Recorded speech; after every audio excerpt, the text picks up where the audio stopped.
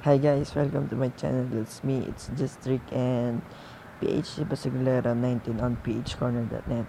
So mga last video ko, tinuro kung paano gumawa ng Globe GTM No Load HPI and Go Watch HPI. So ngayon tuturo ko naman paano gumawa ng ihina GTM No Load. GTM means Globe NTM. So start na tayo. Una, punta na kayo sa SSH site. So example ito. Ito.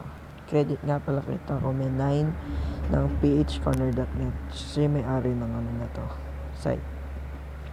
So yan, start na tayo. Login na tayo dito. PHC Takome.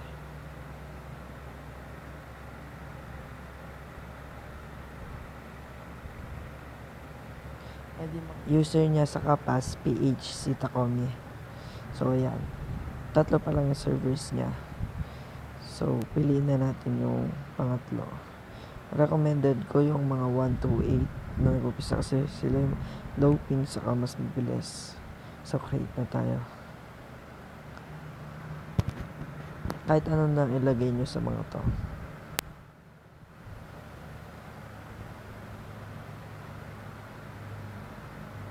So, akin admin na lang.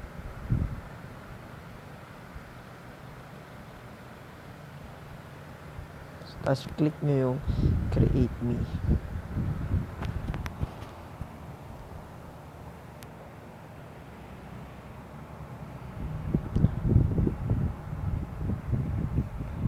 $30 nga pala yung validity ng account.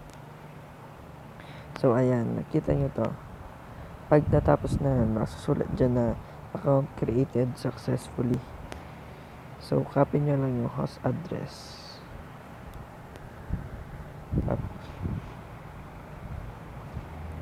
Tapos, after nun, punta na kayo sa HTTP injector.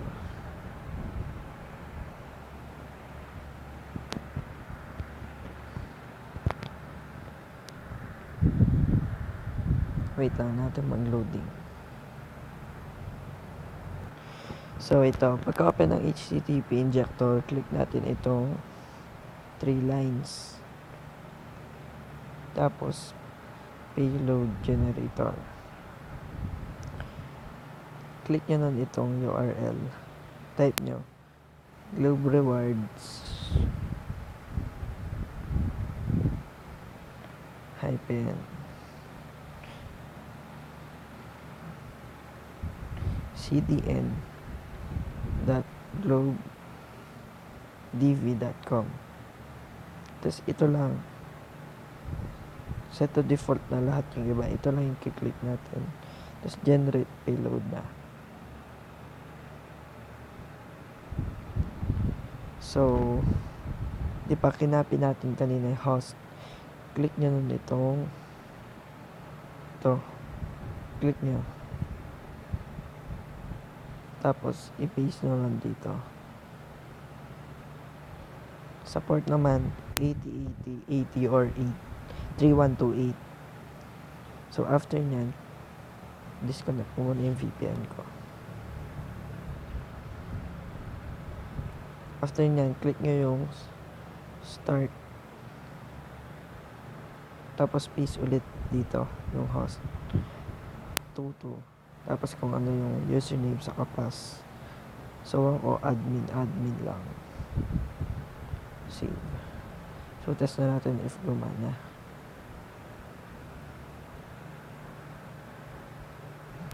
So, ayan. Kita natin na connected siya.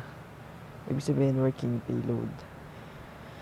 So, yun lamang po sa lahat ng mga nanonood. Salamat sa inyo. Please like and subscribe for more videos. And please email me for what videos to make next. Follow me on phcorner.net. And salamat sa panonood. Thank you. Bye.